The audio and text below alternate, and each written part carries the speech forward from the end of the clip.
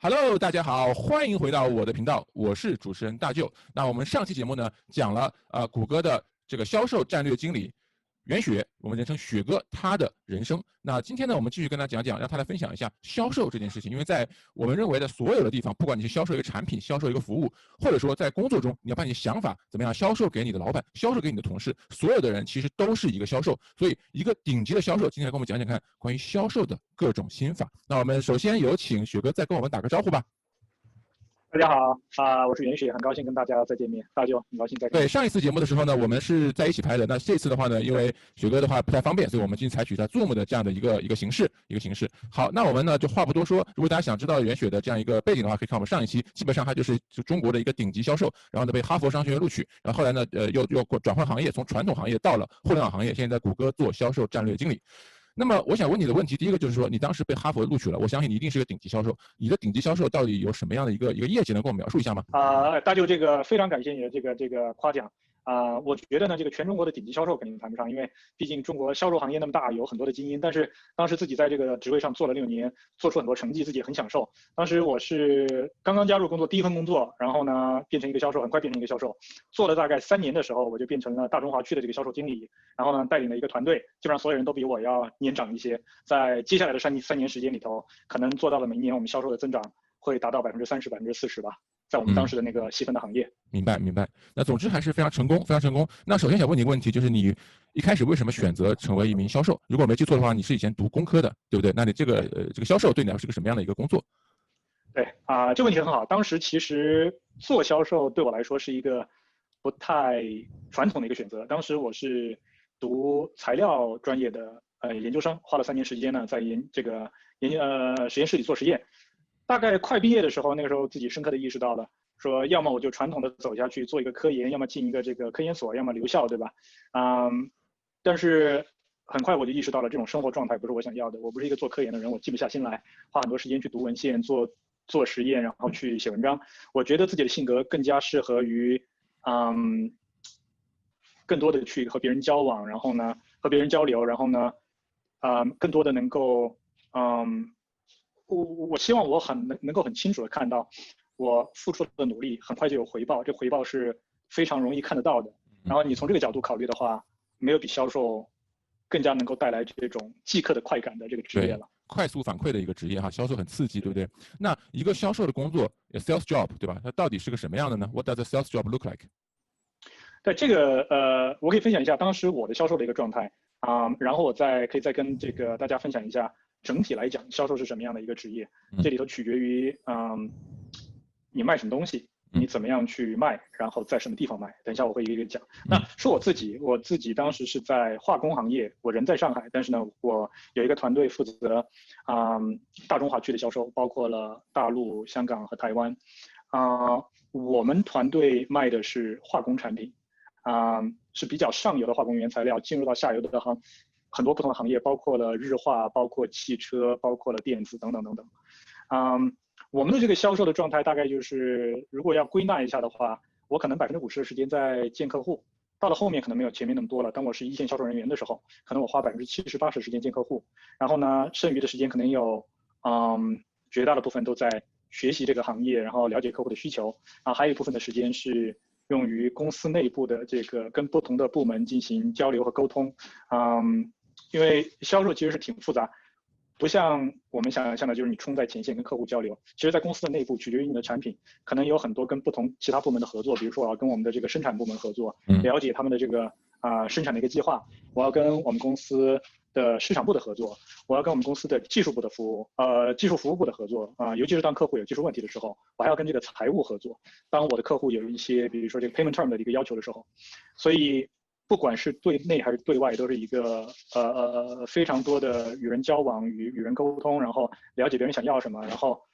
帮助别人达到他们的目的的这样一个工作。然后你说整体来讲，销售是一个什么样的工作，很大程度上取决于你是卖什么东西，然后怎么去卖，在哪儿卖。怎么讲呢？为什么这里讲的简短一点，卖什么东西，你把东西分成2类，一类是你的产品高度的差异化，就只有你们家有某一些特性，其他人没有。这样你的产品很容易和其他产品区分开来。另外一个是大料，就是大宗的产品。举个例子，比如说你就是卖这个矿泉水的，对吧？或者你卖这个石油的，就哪家的都差不多。对，那取决于你是哪一类的销售，后者可能更加注重的是品牌，后者可能更加注重的是你跟客户的关系，因为产品的差异化会比较小。前者呢，更多的可能注重的是你怎么样去了解客户的需求，然后看你们这样有特性的产品怎么样去满足客户比较特定的那些需求。销售这个行业虽然是一个很大的行业，有非常不同的公司不同行业都有销售的这个性质可能有点不一样，但总体来讲呢，本质是一样的。在我看来，销售大概就是你要把销售的工作做好，或者说销售的本质是什么，大概就3块吧。第一块就是一切从客户出发，你得要了解你的客户，知道你的客户是谁，他们的需求在哪里，为什么要用你的产品，他们的痛点在哪里。然后第2步就是你要清晰的认识到说，我自己提供的这个产品或者服务怎么样去满足客户的需求。还有一个很重要的就是第3点，就是在公司的内部，尤其是当你涉及到比较复杂的 B2B 的销售的时候，或者这种 enterprise sales 的时候呢，销售不是一个人在战斗，公司有很多不同部门会扮演不同的角色。第3部分就是说，怎么样去跟公司不同的部门合作，拿到你想要的资源，去满足客户的这个需求。明白。好的，这是非常好的一个答案。那我们说销售也分有好的和不好的。那在你心目中，你觉得一个成功的销售员，他的这个成功 success， 那么他的主要的原因是什么呢？对这个答案的话，可能跟刚才咱们讲的，就是说销售的本质是有高度的相关性。你要做一个一个好的销售人员，不管在哪个行业，在我看来，必须得要具备以下的几个特质吧。第一就是你必须得要一切以客户为中心，你要非常努力的去挖掘客户的需求，懂得他们要什么，然后知道他们痛点是什么。然后第2点是你得要是一个非常好的一个倾听者。就是很多人可能有误区说，做销售是不是就是我得能讲，我得能去说服别人？但是在我看来，最好的说服别人的方法就是你让别人多跟你讲他到底需要什么，他的痛点在哪里。就是很重要，就是说怎么样去倾听客户的需求，而不是怎么样先入为主的去告诉客户，我觉得什么对你好。明白。那最后一点，要做一个好的销售的话，非常重要，就是很多情况下，你80%的利润也好，或者说是这个销售额也好，大概率来自于一小撮的客户，20%、15%，甚至10%，甚至更少。那你怎么样去甄别对你来说最重要的客户，然后去满足他们的需求，而不是说把这个时间无意义的花费在所有的客户身上。明白。最后一点呢，就是你得要是一个这个非常勤奋的如果要做到长时间在销售领域有很好的表现的话，你得要非常勤奋，不断的去学习你所在的那个行业的知识，保证你的知识永远是更新的。明白。我稍微总结一下，我觉得我讲听得很有道理啊。就第一个就是说要了解用户需求，怎么了解用户需求呢？就是要倾听，要找机会让用户告诉你要的这什么东西，对吧？那第2点呢，就是这个人要有一定的战略思考能力，他得去找那个战略性最强的客户，要用最小的力量去撬动最大的一个结果，对吧？那第3个呢，这个人要非常勤奋，而且我相信，因为销售是一个你经常会遇到这种阻碍的这样一个工作，所以这个人一定是一个不断努力、不断学习、不断去奋斗的这样的一个人，比较适合做这件事情。没错。好的，好。那现在的话，我们就来就是向下走到销售流程中去。我们想听一下这个雪哥跟我们讲一下每一步的销售又是什么样的一个好的方法 ，best practices， 以及他是怎么做的。好的，第一步，如何了解客户的购买需求，还有购买力啊什么的？你如何去找到就是定义这样一波人呢？这个一般是市场部告诉你吗？说我们有这个产品，我们现在定义的就是比如说女性20到30岁，这个就非常瘦，比如说他会给你这样的，还是说销售部的人要自己去想这个人在什么地方，以及如何去理解他们的需求？这个问题挺好。我觉得首先得要从销售的角度上来讲，怎么样去甄别出哪一部分的客户是最好的客户，对我们来说最适合的客户，对吧？第一步肯定你要懂得自己的产品和服务，知道你的产品和服务解决的是客户什么样的痛点。那建立在这个了解的基础之上了以后呢，然后再去对客户的群体进行一个分析，首先对客户进行分类，对不对？把客户，因为客户群体总归是很大的，不管是哪个行业的话，你外面不管是 B2C， 你有千万的这个消费者 ，B2B 你有很多的公司，你怎么样把公司或者个人的消费者进行有效的分类，然后从这些有效的分类里头找出这些客户群体他们的痛点是你的产品和服务可以帮他们解决的。然后刚才那个大舅你提到一个很好的点，就是说在公司有不同的部门，对不对？有产品经理，有这个市场部，然后还有销售部。我们怎么样去最有效的获取客户的这个信息？那在我看来的话，很大程度上是一个这个团队合作，因为为产品经理他们可能对产品有些独到的了解，而且很多产品经理都天生的非常有这个客户，就很懂得客户的需求。同时市场部他们可能也会不断的进行一些marketing survey， 他们可能会有一些 market research， 会有一些很好的一些这个会有很好的关于客户的一些信息。所以站在销售的角度上来讲，要了解客户，不仅仅要通过第一手的接触、第一手的交谈，更多的是在公司内部也要去获取其他部门所拥有的资源，所以你有一个最全面的一个信息。就是刚才雪哥你也讲了，就是很多时候呢要有战略性，对吧？20%的时间就能找到80%的这种结果。那这个如何是很有效率的能够获得这种高效的这个销售线索呢？获得新客户的话，我回答这个问题，就从比较大的层面讲，因为不同的销售的这个不同产品、不同的行业的销售会很不一样。但大致来讲呢，首先咱们得要去好好的分析一下这个客户的群体，然后大概有一个概念，就是说他们一般都在什么样的地方，我们通过什么样的渠道可以去获客。大的层面上讲2个渠道，对不对？第一就是客户主动找到你，如果你的产品有很好的品牌，然后呢，你的这个市场部做了很好的工作去做推广，客户会主动的来跟你联系，然后找到你。那这一部分的话，相对来说是对于公司获客来讲成本比较低的。另外一部分就是你得要主动出击去找到你的潜在的客户，这里头就有不同的方法了。你要么是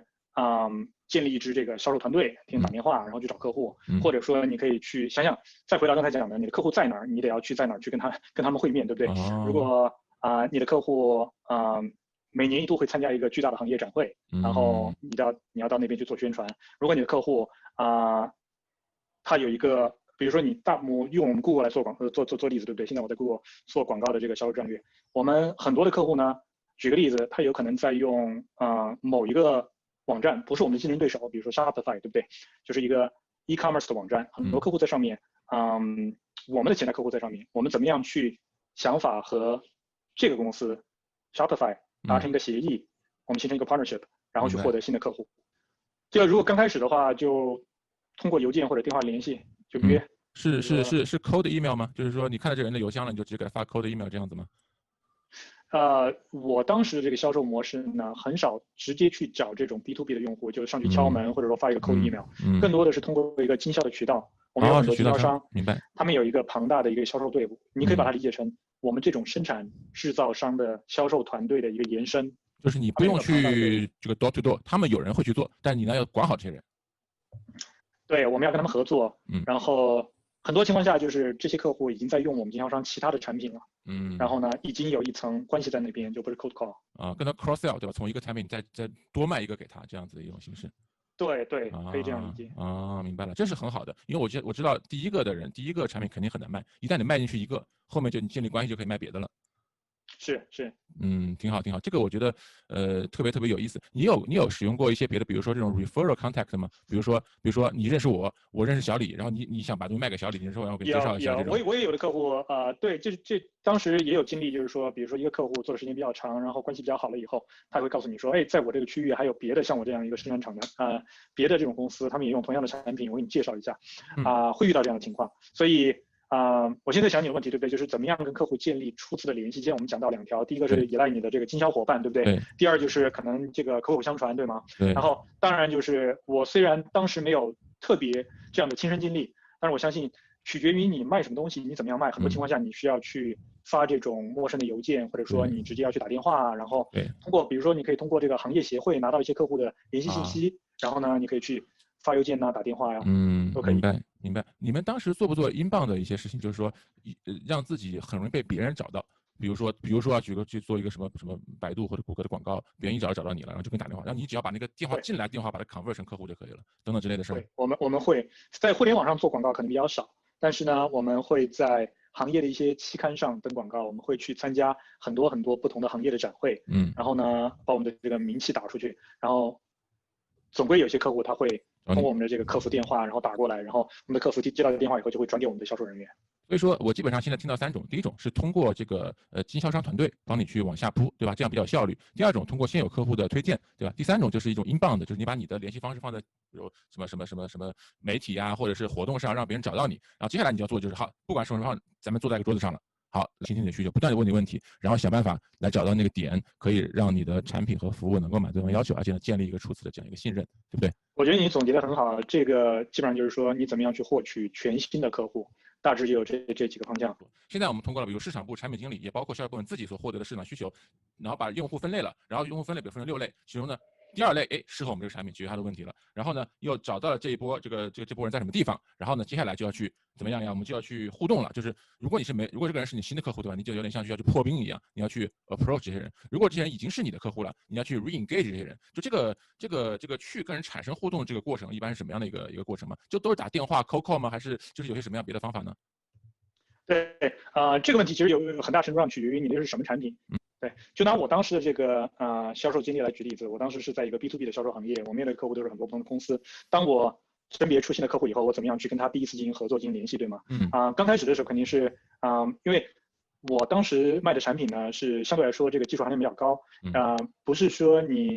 就这个销售的流程比较长，客户会先了解我们的产品，拿到样品进行实验，然后发现产品满足他的需求，然后再会做决定购买。那在这样一个销售的流程过程中，刚开始的时候找到机会进行第一次电话的联系，最好是进行一个面对面的沟通是非常非常重要的。这里头就是第一次的沟通起到，你得要了解他到底有什么样的需求和什么样的痛点，就你希望在第一次的这个交流的过程中，你有一个了解，然后大概有个概念，说你的产品怎么样可以去满足他们的需求。就与其说你不断的想去卖你的产品，或者说宣传你的产品，更好的方法是问问题，不断问问题，问正确的问题，然后让他有机会表达自己的这个需求，对不对？然后第2层目的当然就是说，尤其是在这种比较长的销售过程中，建立销售和客户之间的信任非常非常重要。那还有一个很重要目的就是，对，你要想法跟这个客户建立信任，赢得他的好感，然后让他知道你是真的关心他的这个需求，你是在想办法帮到他的这个生意，而不是仅仅想着要赚钱。我有一个问题，而且这个问题实际上是跟我自己非常相关的，就是我觉得每一个人都必须学销售，不管你是真的是销售员，还是做任何的事情，这一点你是怎么看的？为什么每个人都要学销售？2个原因吧。第一个原因就仅仅从职业发展的角度上来讲，其实我相信听众里很多人，既然在听大舅的节目，肯定是希望将来能够在事业上发展的越来越好。不管是什么行业，当你做到了一定的层级以后，你的工作很大一部分都变成了销售，不管是对外的，你是做一个这个咨询的一个 partner， 你要去帮公司拉项目还是说你在一个大的公司工作，你变成了一个高管，然后呢，你为了明年你要去进入一个新的市场，你要说服公司内部的其他的高管或者其他部门的一些合作伙伴，其实都是一个销售的过程，不管是销售产品、服务还是自己的这个理念，对不对？职业发展来讲，具备销售技能的话，对于几乎所有的人都是非常非常重要的一个能力。那说大一点，从整个这个怎么样有一个美好的人生的角度上来讲，销售的技能，你如果仔细想一下的话，是非常适用的。即使是在生活中的一些场景，你怎么样跟自己的另一半去商量一些事情，怎么样去懂得别人的需求，怎么样懂得你家人的需求，怎么样懂得你小孩的需求，然后怎么样去保证你能够去满足他们的需求，然后构建一个和谐的家庭和社会，这个对每个人都是适用的。我特别同意。我再稍微补充一下，就是我确实觉得任何人都是做销售。你如果销售员，你把产品服务卖给你客户；你是产品经理，你是把你的 idea 卖给你的同事，卖给你的老板；你是市场经理，你也是把你的市场的这种计划是卖给怎么样呀全公司的人。你是一个比如说申请留学的人，你是把你自己的 essay 卖给这个招生官；你如果是找工作的人，你是把你自己的简历卖给招聘的人。如果你是一个就找对象的，你是把你自己卖给你未来的对象。就是你现在不断的满足对方的需求，同时让最后对方愿意接受你。其实这是亘古不变的一个道理。所以任何人什么事情都是销售。好的，非常感谢雪哥的分享。那么今天讲了什么呢？首先，销售是一个怎样的工作？然后呢，我们从销售的第一步开始。那雪哥呢跟我们讲了怎么样去找到你想要的那个人，以及呢最重要的是怎么去联系到这个人，让他们跟你坐在一个桌子上。然后最重要的是一开始就要倾听他的需求。我们今天还讲了为什么每一个人都必须学习销售。我们今天节目因为时间的关系就先到这个地方。当我们知道对方需求之后，我们怎么能把这个客户的我们叫 lead， 然后 convert 成为一个销售呢？这后面还有好多的精彩的这样的一个技巧。回头等这个雪哥在下期节目跟我们再做分享。那我们下期节目再见。好，谢谢大家，谢谢大舅。对了，大家请记得怎么样呀？点赞、评论，还有转发，还有怎么样订阅我们频道并打开小铃铛，就不会错过了。这里有我们的微信群，请扫这个小朋友的微信，他就可以拉你进我们的读者群。我们做非常多的分享，有各种各样的活动在里面，你千万不要错过。我们下次再见。